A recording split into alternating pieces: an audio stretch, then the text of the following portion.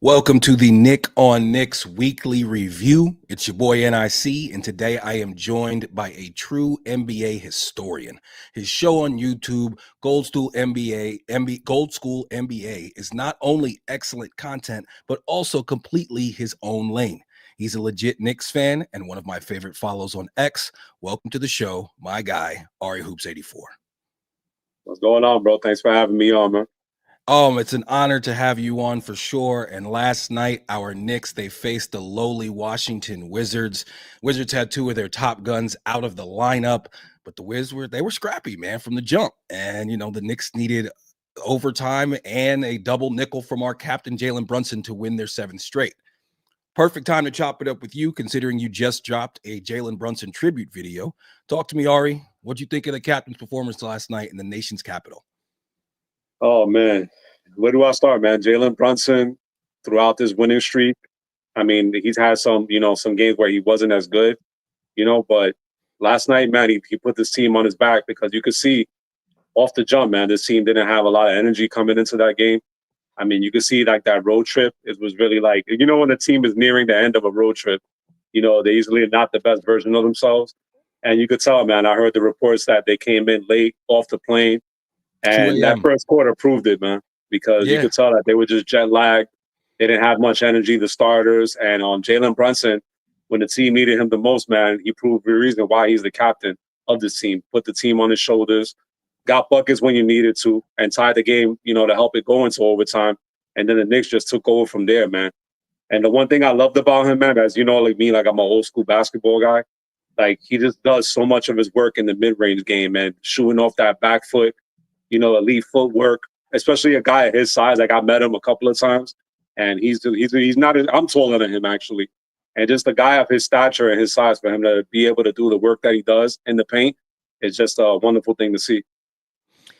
Yeah, I mean, listen, last night you see exactly why this guy is the captain. I have been predicting this breakout game, maybe not quite 55, but when Brunson has a bad shooting night, typically he almost never has two in a row. He's really had about three tough shooting nights here, these last three. And then, he ends up with the double nickel. We get into overtime. We needed obviously every single one of those buckets down the stretch. We're down by 5 with less than a minute to go. And he goes ahead and gets an and one and then hits another, like you said, shot in the lane. That runner, that mid-range, he's just so elite at it. And the Knicks now also have another elite mid-range player in Mikal Bridges, which I'm sure we'll get into. But definitely down in the description, make sure you go over to my guy Ari Hoops 84, his YouTube channel, and subscribe. We got a link to that and to all his different socials. Great content from him. And definitely if you're checking us out right now, hop into the comments. Tell us how you feel about the Knicks. Talk to me about how you feel about the 7-game winning streak and about Brunson's performance last night.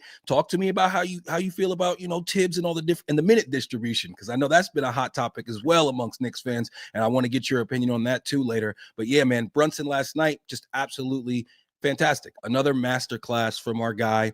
And then it almost gets lost, but Cat with 30 and 14 as well. And that's the fourth time this season we've had at least have those two guys both go for 30 in the same game.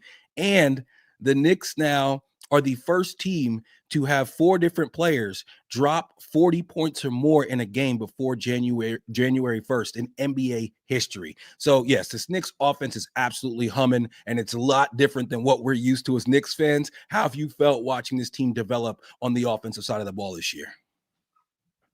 Man, where do I start, man? I mean, picking up Mikal Bridges was very crucial for this team because obviously we needed more than just relying so heavy on Jalen Brunson to get us buckets. And now to have another guy that even if Jalen Brunson has an off night, that you can have a guy like Mikal Bridges who does a lot of his work in the mid range, especially on fadeaways, and then he can hit the corner threes like nothing.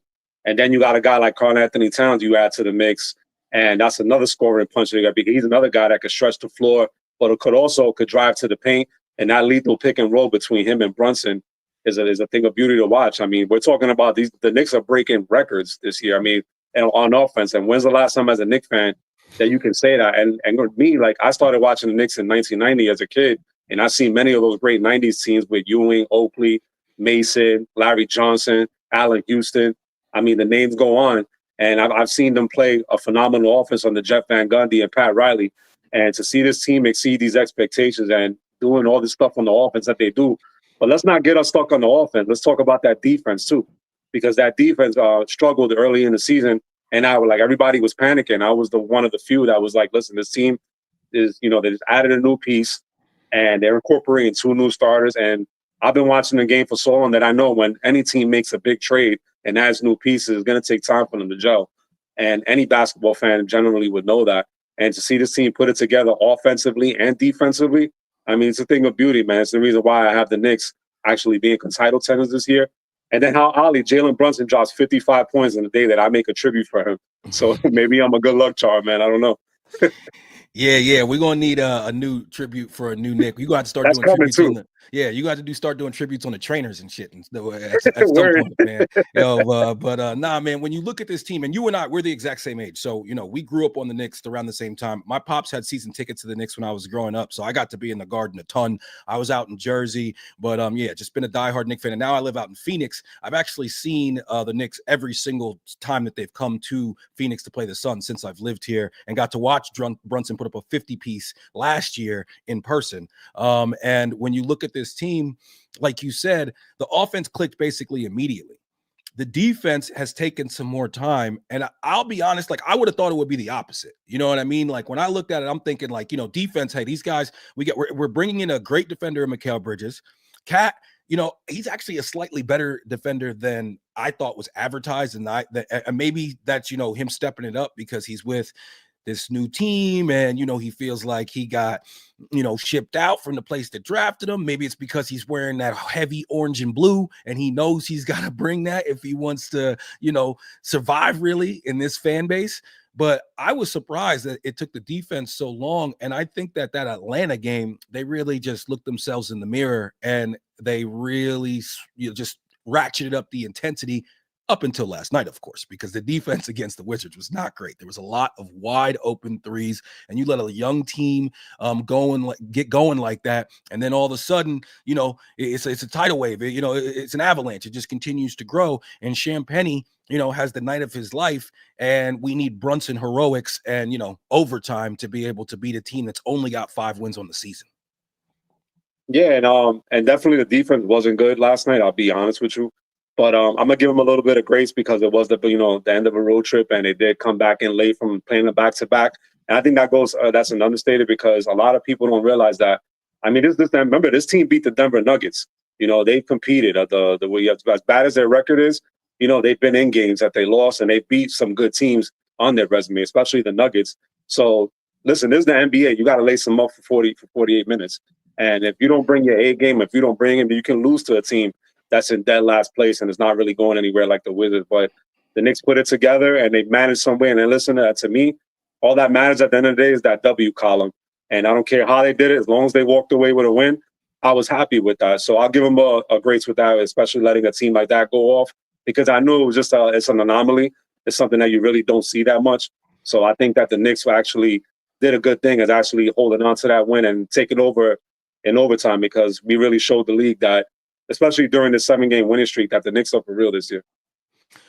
Absolutely. One thing I love about a win like this is even if it is against an inferior opponent, teams need to learn how to win games that are close down the stretch together. They need to learn how to win those games, and them being able to get that type of win last night is hopefully a stepping stone and something they can rely on. Shout out to my guy, Just Knicks, who sent a salute to you, sir. Also salute to our captain, Mr. Brunson, who added 9 dimes to those 55 points last night, and just another classic performance by him. I'm glad that it came in a dub.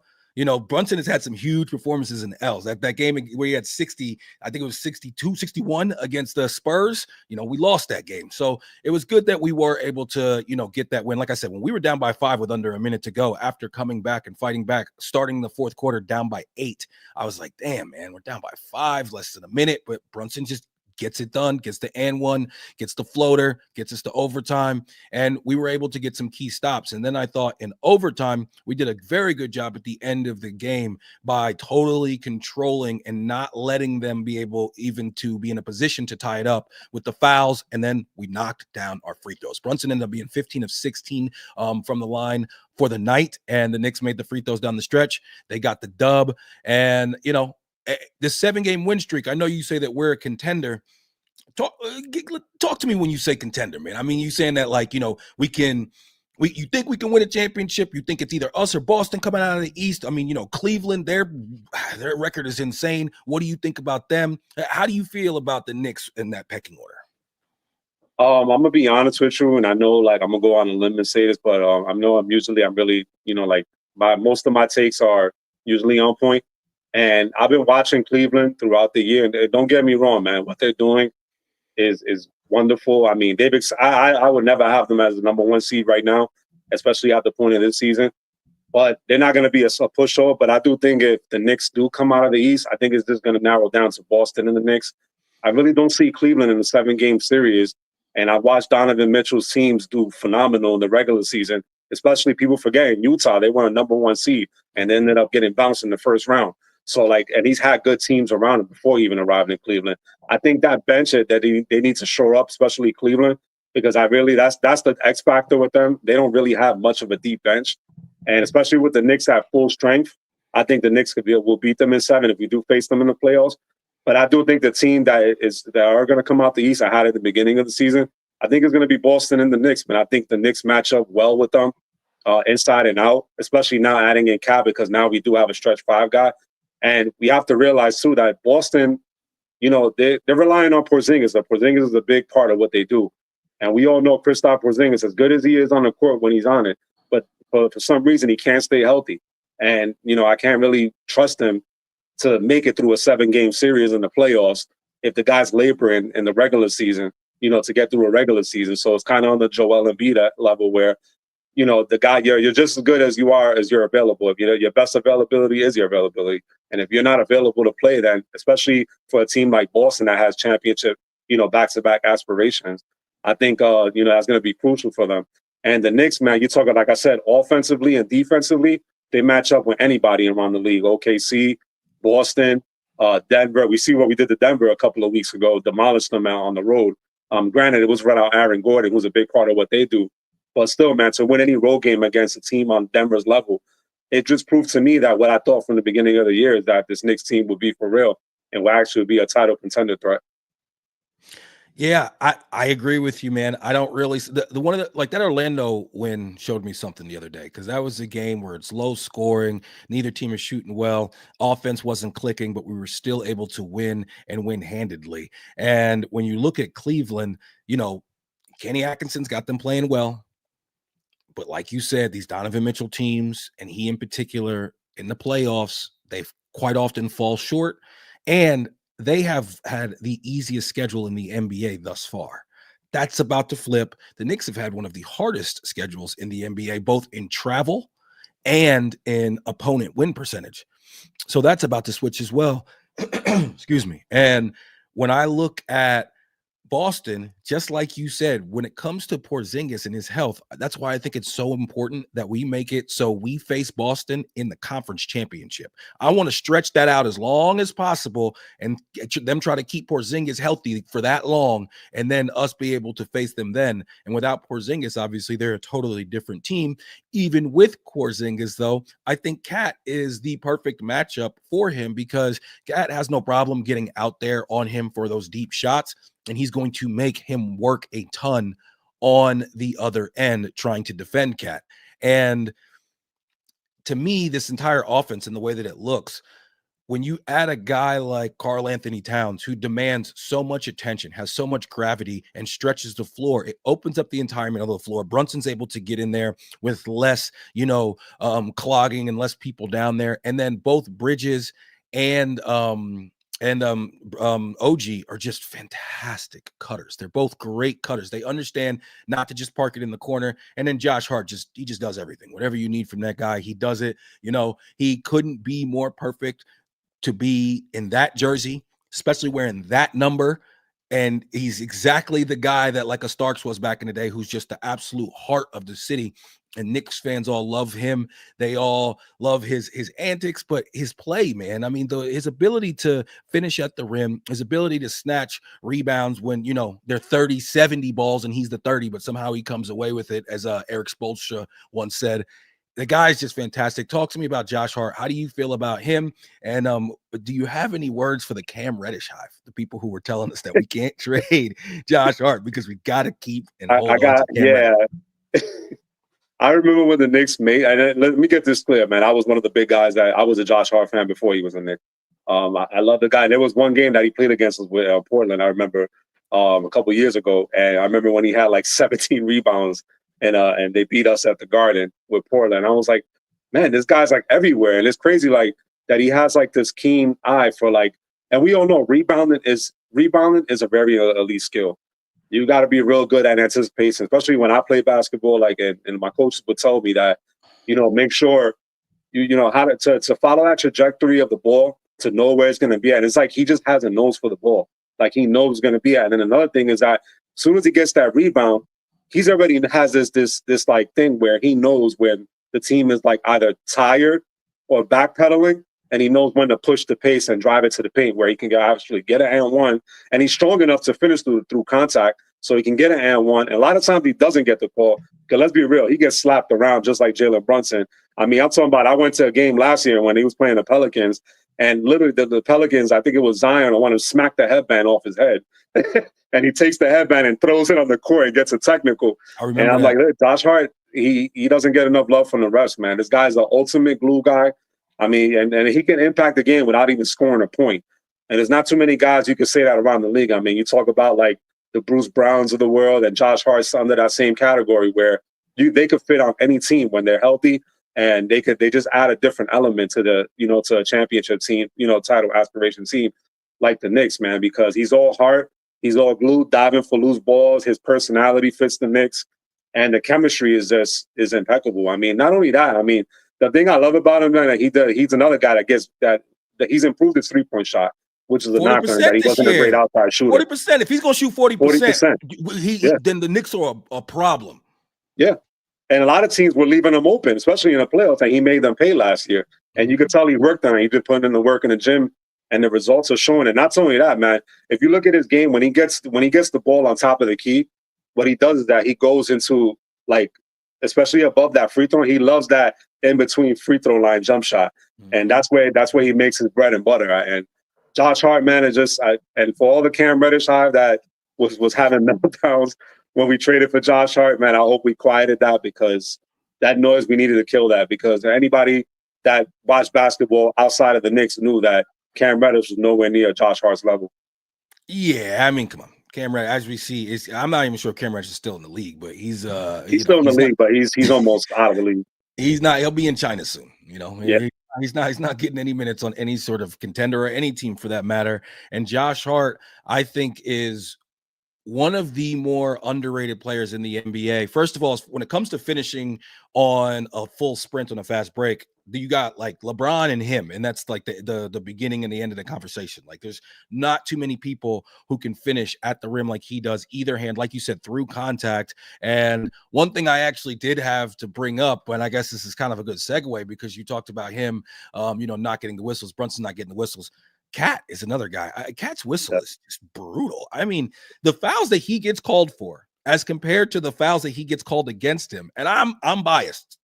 Let's keep it real. I know I'm super biased, but it's hard to watch. Like, I felt like that about Brunson a lot, especially last year. I feel like this year he's gotten some more respect from the referees, and it's a little bit evened out. But now I'm looking at Karl Anthony Towns, and it's like he's got to be smarter and keep himself on the floor and not get some of these fouls. But also, the refs got to call it both ways when it comes to Big Cat, man. It's got to be. I know you can see how frustrated he gets, and I'm frustrated at home watching. No, absolutely, man. To your point, you could see that like there was one game, I think it was against Orlando, where Bataze was just obliterating him. I mean, like, there was one point where they showed the replay, and he blocks the shot, but he actually catches full forearm right in front of the ref, and he's like, he fouled me, and the ref is like making excuses for it. I'm like, it's right in front of your face. Like, how do you not see that? Like it is crazy. He's not like he's an average role player. Like this guy is on a borderline. He's having an MVP caliber year. And I'm gonna be honest with you, I'm not gonna sit here in front like I've been this big. I never was a big Carl Anthony Towns guy. I did. And it was more so about things that like. And one thing I want to say is just he's got to work on those getting rid of those ticky tack fouls. I think Alan Hahn touched on it, and they were talking about on the telecast. They were saying the same thing because that's the only pet peeve I have on him. But him putting on that blue and orange jersey, man, is brought the best out of him. I'm seeing things out of Cat that I've never seen in his whole career, man. I'm seeing him play just an overall better game. His attitude, he seemed like he's getting that dog in him, man. I think wearing this jersey and being a Knick has brought the best out of him. Absolutely. And he's a central Jersey guy like myself. Kat and I probably grew up about 15 minutes away from each other. And everybody's saying it. I've seen so many different people talk about this, whether it be, Lou Williams or Jeff Teague, different guys in different spaces talking about the fact that Kat is a new guy in the orange and blue. And he definitely, I've watched him before. I was one of the people, you can go back to episodes of me and my pops talking on He Did This to Me, our podcast that we do every single week. And me talking about how Julius is just a much better player than he is. I couldn't have been more wrong. I'm so happy that I was wrong. And what I got to do is I just got to realize that Leon don't miss. Okay. So Leon don't miss. If he makes a move, it's the right move. I mean, to be fair, Kemba Walker and Fournier were kind of misses, but since then he hasn't missed. Everything's been perfect. The Josh Hart trade, bringing in Mikal Bridges, and let's talk about Bridges on Knicksmas Day. 41 points, raining threes, clutch middies, playing defense. In my opinion, in December, the biggest reason for the Knicks turnaround has been Mikal Bridges. And I was one of those people who I wasn't killing him for the shooting. That I always knew would come around. I thought this whole like changing your form when you're, an NBA veteran, I thought that was a little weird to me. But I wasn't killing him for that because I knew that was going to come around. But at the beginning of the season, his defense was not up to par. It's not what we have grown to expect from a guy who was second for Defensive Player of the Year and is known to be a great wing defender.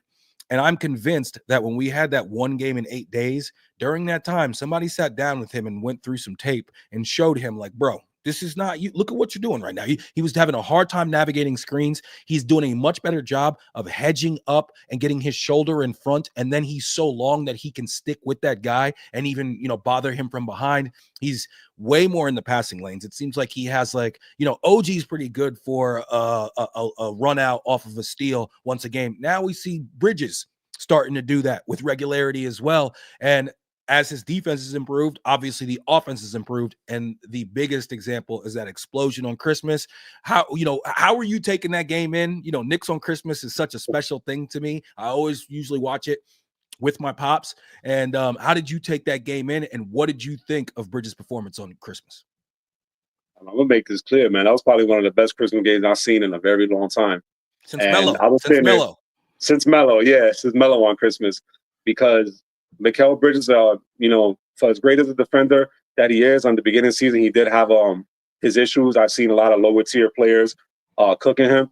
And I knew he was going to find his niche. I knew that defense. I mean, this guy's been playing basketball his whole life. I mean, AAU, I've been watching him since he was at Nova. And he's always been a great defender. I knew that wasn't, that he was just going to stop all of a sudden just be this terrible defender. You only see guys lose their defensive step off major injuries, like Paul George and stuff like that when they get older. But Mikal Bridges, man, I mean, like you said, man, getting in those passing lanes has been crucial for him. Deflections, just being an all. And then the one thing about him that he's a great off-ball pest. If you really key on him, I find myself sometimes I tend to notice things that the average fan won't notice when I watch the game. I watch for the little things, and it's his off-ball defense has been impeccable, man. I mean, this guy just has a knack just for being a pest off ball. And like you said, man, when he gets that steal, man, he gets that fast break dunk. I've seen so many of those in this win streak, man. I lost count. And his defense is back, and his offense, oh my God. I mean, the guy was out there looking like Kobe Bryant, man, on Christmas Day. I was like, what am I watching, bro? I know he was good, but goddamn, like he's so good that it's just that for this team, man. I always have this key word: fit and chemistry over names, because a lot of people were crying about us giving up all these picks, and I'm not F them picks, man. Like, listen, Picks are a little bit of luck, and you have to have the right management and the right scouts to pick the right players. So and the Nets don't have the resume for that the Knicks do as far as picking players, because the Knicks have hit in the late first round and the second round. I mean, look at the team that they have. Most of the like Jalen Brunson. Granted, we didn't draft him, but a lot of these guys in this rotation were late first rounders, or like Deuce McBride, who's having an impact on his team, a late first rounder out of West Virginia. But they all come from great schools, like because he came from the school of Bob Huggins. And Bob Huggins preaches defense and full court press, and he's been a much improved 3-point shooter. So Mikal Bridges on this team, man, I just love it, man. I just love what he brings offensively. And that game, man, where he was they tried switching him so many times, Vessel couldn't stop him. And Vessel's a really good wing defender. Yeah. And he was just cooking him, man. I just loved it because I love my players when they work in the mid range. Because I don't like these teams that they're shooting 4 for 28 and they're still chucking threes. And he knew that, if his 3-point shot wasn't falling, and it did start to fall eventually in that game, but he just couldn't be stopped, man. It was like he just had that green light, man. It was like you just knew when it released that it was going in. And I love the fact that we started to run the offense through him. Like, if you look at some of those last possessions, Brunson is basically just running a high pick and roll and just looking to get him the ball on the go, coming back on the curl. And then once he was getting in the lane off of either foot, he was able to finish over around Wemby. Got all the way to the rim a couple times. And then, like you said, also knocked down some threes. Masterclass by Bridges that day. It was so fun to watch. And that ability to be effective in the mid-range, as we know, when games are close and it's late, that's where a lot of the work gets done. And having a second guy that we can ask to do that, who is elite at it, other than Brunson, I think is going to really pay dividends for the Knicks as the season continues. How about that Precious dunk last night? Ooh. Oh, that was nasty. Tyler Solis, man, on the sidelines. He was about to fight him. But it was all fun. That's about as hype as you ever see OG get. It's about as hype as you ever see OG get. And you never see it. OG's like a really mild-mannered, stoic. Yes. Yeah, just a lunch pail kind of guy where he just handles his business on the court. And to see this team, man, just like gel so well, man. Especially like we got the bench guys going crazy on that dunk, man. It was beautiful, man. I saw that, like my jaw dropped. Yeah, I scared everybody in my house because it was one of those things where, like, because you saw him coming up the lane, you could like anticipate that it was going to happen. It was like, if the pass is there, and I'm pretty sure it was Shamit who made the pass, and then when he caught it and he got up in the air, I was like, boom! When he dunked it, my whole house was like, oh, but yeah, man. Yeah, and then he had the nerve to cock it back too. Like, I was like, where's this Precious coming from, man? But New York brings the dog out of people, man. New York brings the dog out of people. And also, you got to give credit to the Knicks, the organization, the coaching staff. It's pretty clear that when players get here, they level up. I mean, Julius leveled up, Brunson leveled up, Cat's leveling up. We've seen guys like McBride. Shout out to Tom Thibodeau. Shout out to Tibbs, man. He's the best coach that we've had since Van Gundy. That's not even a question. He's had, I think seven-game winning streaks in his coaching tenure. Our last 7 coaches before that never had one, I think. And he just continues to hold these guys accountable. All the stuff about him not playing young players. Look how he's raised up Deuce. Look what he was doing with Quickly. And then in addition to that talk about him not being a good offensive coach. Well, we got the best offense in the league. So he coaches to his personnel. He's an absolute godsend. But there's one thing that Knicks fans seem to always have an issue with Tom Thibodeau. It's a narrative that has followed him his entire career. What do you think about Tibbs and the minute distribution for this year's Knicks? I think it's outdated. A lot of things that people have to factor into is that he's missing a lot of rotation players. So if you know Tibbs, and this is not just a Tibbs thing, most coaches are going to go with their best guys. And the regular season matters. I don't care what nobody says. When you talk about seeding, when you're talking about playoff positioning, home court advantage, you got to win these games now, because this is not October. This is November. This is December. We're already in a new year, and next week in January. And you need these games. So he's going to go with his 7 to 8 best guys to win games. Because if he notices, one thing I noticed that people talk about, he doesn't make adjustments. when he sees certain players off the bench or for whatever reason, if they don't have it that night, he's going to give them a short leash, you know, because he wants to win games. And ultimately, that's what matters the most, is that you want your team to win games. So I'm going to trust a guy like Tibbs. And let's face it, people talk about the minutes because they're worried about injuries. Not one injury last year was due to because Tibbs was overusing them. I think it's such an outdated narrative because, you know, these guys on ESPN say it, and a lot of these content creators and podcasters, they say that and they think that, oh wow, there's, you know, look, he did this, but people don't realize in Chicago, they had one of the worst medical staffs before Thibodeau even got there. And they had a lot of plethora of injuries. I'm talking about with Luol Deng, Joakim Noah. They were known for having one of the worst medical staffs in the league. And they ended up firing half of them. You know what I'm saying? So I think it's so much outdated. I think it's something, it's just a narrative that people try to push on him. We got to appreciate Tibbs because, listen, man, we haven't had a stable, good coach like this since Jeff Van Gundy and Pat Riley. And I think having Tibbs, you know, bringing the best out of these guys, and he doesn't get enough credit for it. And if you look at that Christmas game, I'm going to point that one out too. When Wemby was having a phenomenal game, not take nothing away from him. But in that fourth quarter, he was struggling because Tibbs made a big adjustment. He didn't score in the last 6 minutes. Yep. Yes. He struggled mightily when if you know anything about Wemby, get a little physical with him, and that's the way you could probably rattle him out of his game, especially because he's young and he's not mentally built. And I'm pretty sure over the years he'll build a little bit more toughness and a little bit of bulk because he's still a little bit too skinny. But putting OG on him and Josh Hart, who doesn't get credit because he's another good defensive player, was just impeccable. And guess what? That's an adjustment right there. It's his makes adjustments when he needs to. So I think the minutes I call them minutes Avengers. I think it needs to like go away. I think it's just something that's outdated. How do you feel about that? So I've always said that like it's a whack narrative and it's not true. And it's something that you look at the minutes last year and like Jalen Brunson wasn't even like top 15 but he was top 5 as far as MVP voting. So I've always defended Tibbs when it comes to the minutes. I also always point out the poster child for this Tibbs runs his players into the ground thing, Derrick Rose. Well, that dude's knees were always an issue his entire career. And he also decided to follow Tibbs wherever Tibbs went. So clearly he didn't feel that way. This year, though, I will say there has been some times where I've been like, yo, Tibbs, get these guys out of the game. There's been a few times where I felt that way this year. And I think that Rick Brunson even had to look at Tibbs the other day during the Orlando game and say like, yo, can we get Cat? And somebody caught him being like, yo, can we get some of these guys out? You know, I mean, we're up by 15. There's a minute and 10 seconds left. Like, yo, chill. This year, I think there's a little bit something to it, just as far as, I mean, we just look at the numbers. The Knicks have 4 of the top 6 players with total minutes played this year in the NBA.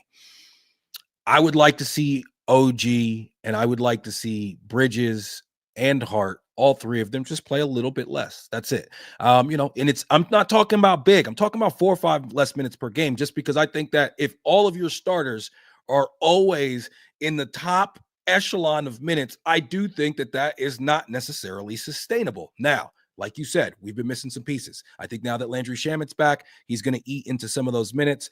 But Tibbs typically does run Mitchell a fairly Robinson tight too. rotation. When Mitchell Robinson comes back, he will eat into some of those OG minutes. Yes, because he'll play some more 4. And, you know, since Precious has been back, obviously he trusts him. So he's been able to, you know, get in there for that 20 minutes a game. You know, Deuce is going to play as well. As much as I don't want to lose games. I don't want to lose games because we're sitting guys. And I thought he did a good job. He's been doing this recently. Like yesterday, he kept Brunson in for the beginning of the 4th quarter, but then he, you know, got him a couple minutes out and before he inserted him back in for the stretch run. And so, you know, obviously last night with overtime, there's going to be really big minutes played. But at the end of the day, I just don't want, you know, three or 4 of my starters in the top 10 in minutes in the NBA. You know, Bridges is an Iron Man. OG specifically is the one guy that I'd really like to be able to bring his minutes down just a little bit. Yeah, that's fair. But I also think when you get some of these guys, because slowly, if you notice, slowly, the minutes are being spread out a little bit more. And now that we got Shamet back, and that's why I said when we get Mitchell Robinson back, you're going to see a lot of these minutes start decreasing. I mean, listen, Nick Nurse is notorious for for playing his guys big minutes. I mean, he doesn't get any flack for it. He does the same thing that Tibbs does. If you look at the top 7, 8 guys in his rotation, they all play big minutes. Dylan, not I confuse him with Udoka. I mean, when he was with the Raptors and Philly, he's played these guys big minutes. Yeah. So I think it's just it's something that's like a little. I see where you're coming from with that angle. So I don't have really too much rebuttal to say towards that. But I think once you see Mitchell Robinson come back and Shamet just came back, those minutes are going to start slowly, being leveled out. Yeah, and shout to Giancarlo De Lara, who said Tibbs rarely holds practice anymore too. That is something that's big. The Knicks don't practice a lot, so they're saving themselves that way. They're more so just looking at film.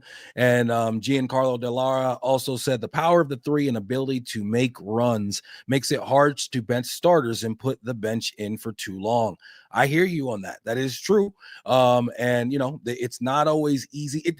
There's not a lot of times during games where I feel like, man, like, we're crushing them right now. We should be able to play some, more bums or whatnot. But there is some times where late in games where I'm like, can I get a little Tyler Kolek here? But then you see, like a couple nights ago, the Rockets were up like 16 against the Timberwolves with like 3-4 minutes left. They came back and won. So at the end of the day, that's what I want to see. I want to see the dubs. But I just figure, over the sum of an entire season, we got to figure out a way to disperse the minutes a little bit more. And hopefully, as Tibbs builds trust with guys, he'll let them play some more for sure. And like you said, getting Mitchell back will definitely help. And Mitch, honestly, as he comes back, man, I want Mitch for like a strong 15. And that's about it, because we know his biggest issue is being able to stay healthy and having his ability to defend and especially offensive rebound, just go hard for 15. It could be something that could be so valuable for the squad.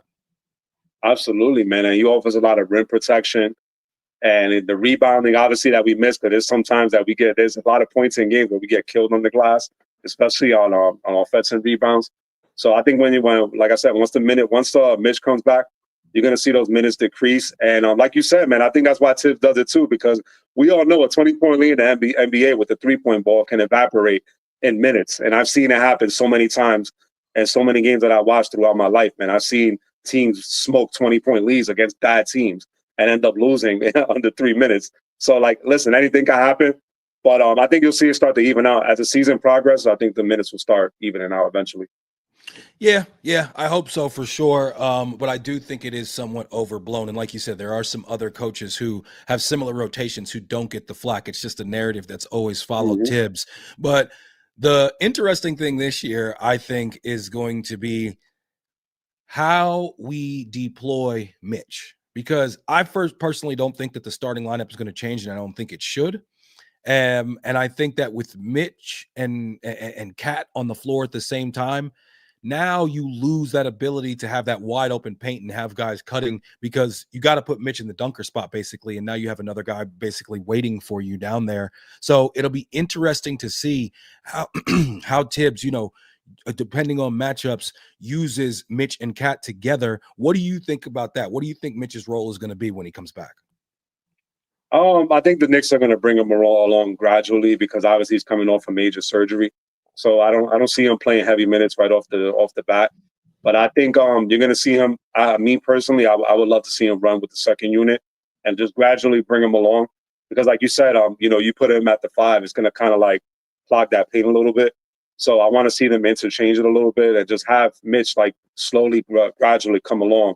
And like you said, give him at least maybe like, I would say like 13 or 15 minutes, because I'm not necessarily wanting him to play as, be starting, because I just don't think that, it'll like impact the team the way I would want it to. So just gradually bring him along, and then we'll take it from there. Yeah, I definitely think that sounds like the most logical plan, and what we typically try to do when we bring a guy back from injury, especially a guy like Mitch. And you just got to look at his history and say that you need to not only limit his minutes, but Mitch might need some nights off here and there and things like that. So the Knicks staff, the medical staff, the coaching staff, it's getting a reputation of being one that handles things the right way for the first time in a long time. The media still doesn't like us. The NBA still doesn't like us too much with how we handle things, but I don't care about none of that. Yeah. I care about Leon moving in silence. like a real G, and he just takes care of business. And do you see us at the deadline, like adding any sort of like major piece? And if there is one area where we could use a little bit of help, where would it be? I would say second unit sometimes struggles getting buckets, so I would think maybe another bucket getter or maybe another backup five as insurance would maybe fit this team. I mean, I know they've explored the Jordan Clarkson route, and I know Nick Richards has been a name in Charlotte as an option. Jonas Valanciunas, who I think was showcasing last night, because I know he's on the block. Because he has no business being on that bad team. He needs to be on a contender somewhere, playing backup minutes. I know he's been a name, and I think they're going to add probably it's either going to be a scoring punch off the bench, a scoring combo guard, or it's going to be a center, just in case, insurance for Mitch. I don't think Jericho's going to. I have a feeling that Jericho's going to be traded at some point. I know some teams have been showing interest, so I think it's either going to be a backup center or a scoring guard.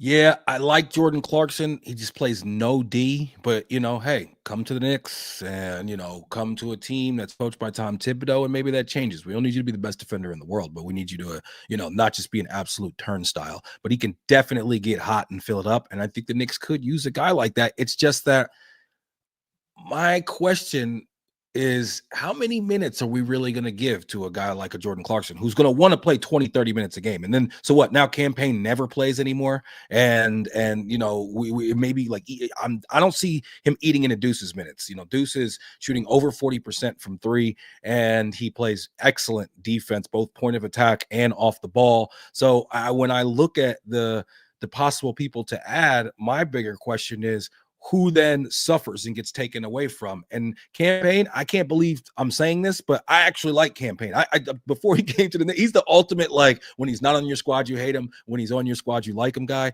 But we've seen here recently, especially these last two games, if he comes in and he's not hot and he's chucking up those shots from deep, it's not the easiest thing to watch. And Tibbs is obviously not like watching it either, because he's had much less minutes these last two games. Yeah, and that's what I was going back to when he said that when he sees a player coming in that doesn't really have it, I know is doing things that he doesn't like, you're going to see the role decrease. And I will tell you one thing though, if we do bring in a guy like a Jordan Clarkson, you're going to see most likely campaign is either going to be in that deal traded, or because I don't see a world where Deuce and Cam are going to stay on this team. Obviously, I would love to hold on to Deuce, because I love Deuce McBride, and I love how he's gotten better year by year. So I think the odd man out would probably be campaign, if anybody, if Jordan Clarkson comes in. I'm leaning more so the Knicks are going to get backup center insurance, which I think would be a smart move, because like you said, you never know with Mitchell Robinson, man. It's like I get scared every time he comes down, because that's like wobbling, because not again, man, because he's always had those ankle issues, man, because I think him putting on weight, he looks like he slimmed down a little bit. So I don't know if that had to do. I know he put on a lot of weight last summer. So maybe his workout regime changed. I don't know, but you got to have that insurance for Mitchell Robinson, because it's just the injury, man. He's good when he plays, man, but we need him if we want to make a deep run. Yeah. Mitch, get well soon. My guy Mitchy No Snitchy. He's an interesting follow on Instagram. He's always posting him and his big trucks and dogs and whatnot. Drinking And, whiskey. Listen to country music. Listen to country music. I met him in person, man. He's a good dude. Is he? I believe so. He seems like it for sure. Yeah, he's a good dude. Really tall, man. You see him in person. He makes me look short, and I'm 6'3". Yeah. Nah, he's definitely a large fella. What did you think about the cat trade when it first went down? Oh, I wasn't happy, honestly, man. I mean, to see a guy like Julius Randle, obviously, man, this guy came over here, built himself, made a name for himself in New York, basically. Because a lot of people, Julius Randle, people forget he was a bit of a tweener. You didn't really know what he was. I mean, he was solid, but he was never like all-star, all NBA. And he came over here, and under Tibbs, man, outside of that 1 year with the thumbs down, and even then he wasn't like terrible, which is more so the antics and the attitude that was the detriment to him. But I think him being a number one option, and supposedly there was other stuff going on with him outside. We got to remember these basketball players, they have lives outside of sports, and I don't know what was going on with him, but he went and put himself into therapy, and and he just got better. So seeing him leave, and then obviously Dante, I was one of the big guys that when everybody was crashing out when we signed Dante and let Obi walk, I was a big Dante guy because Dante DiVincenzo, what he did for us in the playoffs, another guy that was an off-ball pest, a marksman, setting the Knicks single-season three-point record, breaking it Evan Fournier's record last year. The heart of the team, getting in people's the first guy to get in Embiid's face in the playoffs, and then obviously getting into it with Miles Turner against Indiana. He's just a tough guy. So seeing both of those crucial components of our team gone, I think it was more like it was part like emotional, part of like what they did for us while they were here, because obviously they both made big impacts. Julius Randle transformed himself into after the thumbs down, transformed himself into an All NBA player, 2-time All-Star. Would have been 3 if he didn't get hurt last year, and people forget about that. The Knicks went on that tear, and he was killing it number-wise too, putting up Karl Anthony Town numbers, before he got hurt. So he was a big part of what we did. So it was more so like part emotional and part, they were a crucial part of this team. So I wasn't a big fan of the trade, but now that I'm seeing it come into fruition, I really think that, I like this trade now because I see the fit now. I see where the vision from Leon, where bringing in Cat, because now you have a nucleus of a team that one night it could be Mikal Bridges' night if Jalen Brunson don't have it. And if Jalen Brunson don't have it, it could be Cat's night. If Cat don't have it, it could be Jalen's night. So there's so many guys that can beat you one way or another.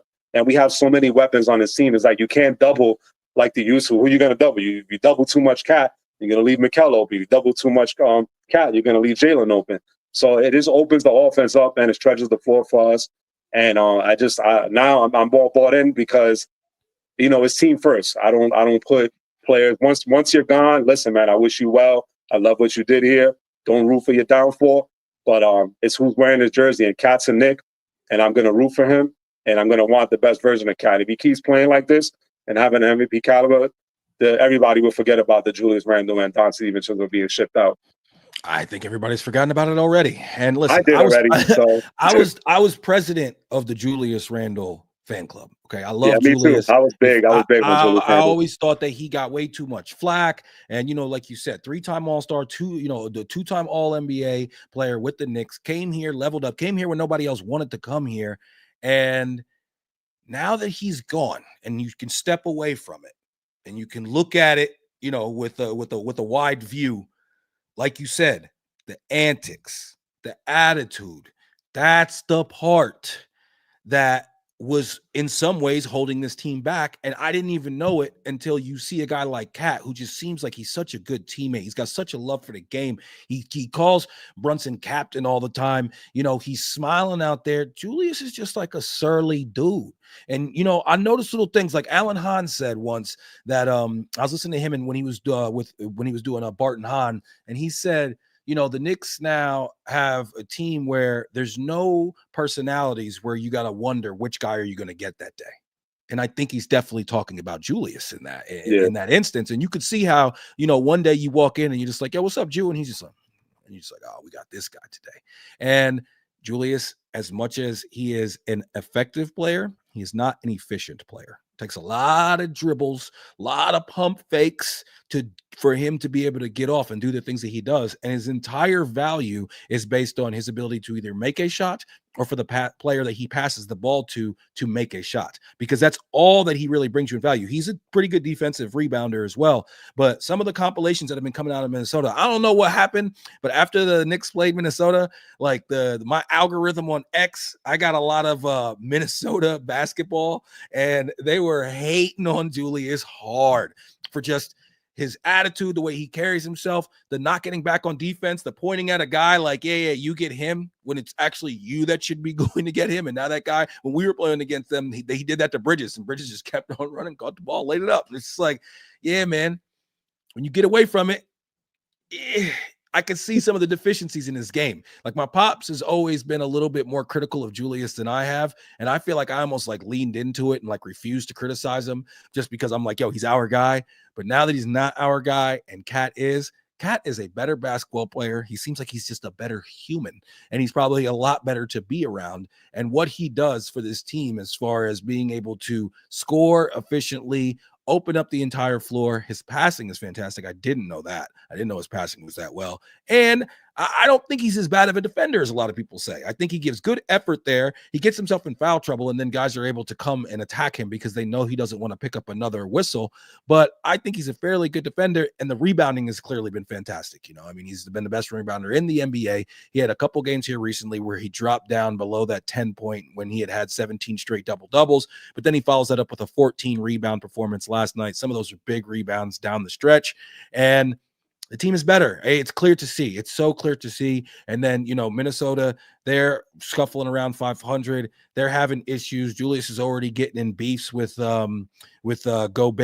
And then Dante, I love Dante, okay? Dante in 1 year gave us a lot of great moments. I love the dog he had. Like you said, the first to get in Embiid's face. And that's honestly, if we were going to trade for somebody, get me like one of the Morris brothers or something like that. Give me, if we're going to sign somebody, trade for somebody, whatever, I need somebody who's got a little bit more, is willing to go get up in somebody's face and get chest to chest with them. Josh Hart, maybe. Other than that, we don't really have a ton of that on our team right now. And both Julius and Dante were those guys. And I think that Dante's going to find his way back to the Knicks at some point. I know we got to wait a calendar year after the trade, but losing them, I initially was furious. That Karl-Anthony Towns rumor just would not go away.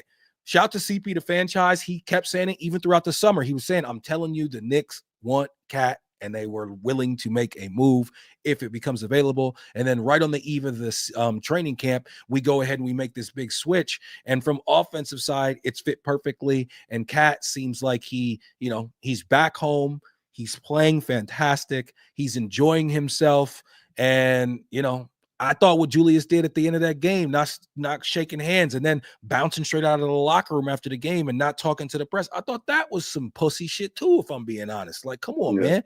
Yo, like this guy Brunson always had your back. Y'all were like that. And then now you just want to get up and just bounce and go over here and you get traded. Okay, you're a little salty about the trade, whatever, but stay after and dap him up. You know what I mean? Come on, man.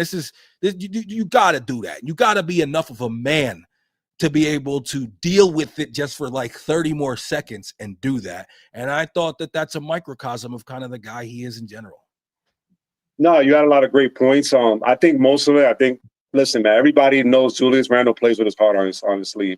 And he's a very emotional guy. He's very, like people always say, like, we want players that fit that New York grit. And he basically fit that because, he was a tough, guy that wore, there was times that, he could have controlled his temper a little bit, but, there was a lot of things that he could have, that could have went different ways. But I know him and Jalen Brunson are close. So for him walking off the court, I can see why he did it. And I understand why, like what you said, like when you said you were upset with it, because, you still should dap up, that was your guy right there, just dap him up and dip, even if, you're in your feelings right now because you're not on the Knicks no more. But, I think more so he's still emotional after that trick. I mean, who wouldn't be? I mean, put yourself in his shoes, man. The Knicks, he basically was one of the starters. And as much as we could criticize him, listen, if there's no Julius, there's no Cat. So we got to be happy that we had, because listen, in the NBA, they're not going to trade you a player of Karl-Anthony Towns level for a scrub. So you had to give up a Julius Randle type of player to get a Karl-Anthony Towns. So the way the front offices move is very shrewd. And they've been doing things that most fans didn't agree with, because I haven't agreed with everything that they've done. I wasn't a big fan of the Karl-Anthony Towns trade, but now I'm all bought in because now I'm seeing a side of Captain I've never seen before. So now it's all Knicks and I'm all in. Yeah. You can't argue with the results of this trade for sure. I definitely understand. Listen, like you said, these guys are human beings. They're emotional. You got, Dante DiVincenzo, getting into a shouting match with Rick Brunson in the preseason. And, listen, look at RJ. Look how RJ handles it at the end of the game. He stays there. He sees his guys. He daps them up. He's doing a dance with Mikal Bridges. Yeah, well, if I was a Toronto fan, I would think that's a bit much. But, I would be pissed off. I saw that feeling like, man, if I was a Toronto fan, I'd be like, what the hell is that? Nah. But I think that, listen, I think that at the end of the day, the Knicks are clearly a better team. Their ceiling is higher. than it Yeah, was with absolutely. Julius. And you start to see some of the warts. And as much as he wears his heart on his sleeve and he's emotional, Josh Hart wears his heart on his sleeve and he's emotional. I think there's a couple different versions of that. And I like Josh Hart's version a lot more than Julius. Julius with like the where, Josh Hart had more technicals than Julius, though. People forget. yeah, It's yeah, like, yeah. yeah, And that's fine. You know what? Honestly, sometimes with the Knicks, I'm like, man, somebody get a tech right now. Because the right. I when be I saying get that annoyed too. with the refs, I'll be like, man, somebody get a tech right now. Somebody yell at Yeah, this y'all refs and being let them know too what time nice. it is. Y'all being too nice. But yeah, man. So I think that Julius, it's not just that he was emotional, it's about how much of that was like petulant and like negative. And then sometimes, like, one thing I always noticed about Julius that bothered me a little bit. Remember the shot he hit against Miami? Yeah, The three in the corner after he fumbled the ball around and he hits it. yeah. He runs over to the sidelines and like he almost like it's like he doesn't see any of his teammates and he's just like looking at the crowd. And he didn't enjoy that moment with his teammates at all, it seemed like to me. And I was like, I don't really like that. And as you watch him more, you see that there's times where, like, remember when he like smacked the clipboard out of that little like the assistant coach's hand at one point. Like, you just don't need that type of vibe in the room all the time. You know what I mean? And it seems like the Knicks vibe and aura has elevated this year. And some of that is with success. Listen, you're 22-10, you're going to feel pretty good. But even when we were 5-6 and we had that tough loss to the Bulls, it just seemed like the overall vibe of the team was just lighter in a way. Now, do we still need somebody with a little bit more dog and enforcer in them on this team?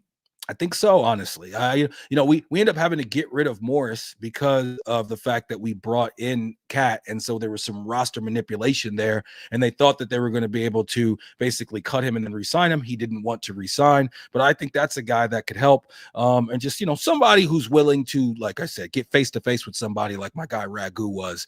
But Ragu, his beef this year, and then also when you look at Ragu, man. He's having the worst year. His numbers are way, way down.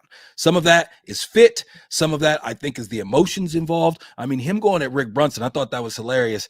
It's interesting because you're really into some old school NBA and you're a Knicks fan, so I'm sure you remember when Rick Brunson was on the team. I was Yeah. a Rick Brunson stan.